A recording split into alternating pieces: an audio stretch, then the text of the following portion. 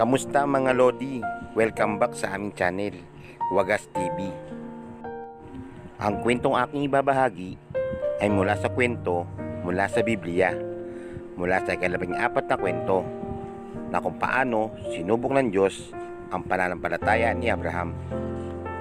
Pero bago po tayo magsimula, at kung gusto nyo ng ganito mga content, huwag pong kakalimutan na mag-like at mag-subscribe. Pakihit na rin ang notification bell para ma-notify po kayo sa mga susunod kong videos. Ating nang simulan.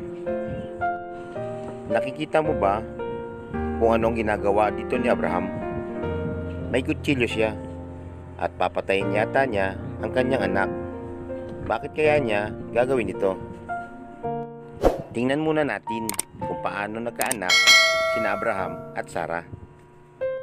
Tandaan, nangako ang Diyos na sila ay magkakaroon ng anak na lalaki.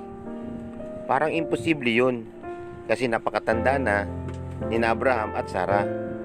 Pero naniwala pa rin si Abraham sa pangako ng Diyos. Ano kaya ang nangyari?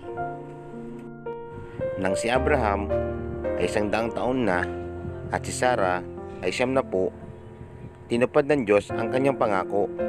Nagkaanak sila ng sanggol na lalaki na nagngangalang Isaac. Nang malaki na si Isaac, ang pananampalataya ni Abraham ay sinubok ni Jehovah.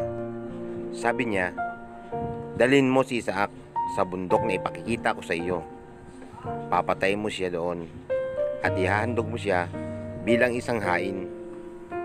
Pero tandaan mo, nangako ang Diyos na ang mga anak ni Abraham ay titira sa lupain ng Kanaan. Paano mangyayari ito kung si Isaac ay mamamatay? Hindi ito maintindihan ni Abraham, pero sumunod pa rin siya sa Diyos. Pagdating sa bundok, itinali ni Abraham si Isaac at inilagay ito sa altar na kanyang itinayo. Nang sandaling papatayin na niya si Isaac, sumigaw ang anghel ng Diyos, "Abraham, huwag mong saktan ang bata." At ang sabi ng Panginoon, "Alam ko na ngayon na ikaw ay may pananampalataya sa akin, kasi hindi mo pinagkait sa akin ang iyong kaisa-isang anak." Kay laki ng pananampalataya ni Abraham sa Diyos, naniwala siya na kayang buhayin ni Jehovah si Isaac mula sa mga patay. Pero hindi talaga gusto ng Diyos na mamatay si Isaac, kaya isang tupa ang pinabayaan ng Diyos na maipit sa sanga ng kalapit na puno. At sinabi niya kay Abraham na ito ang ihain, nakahalili ng kanyang anak.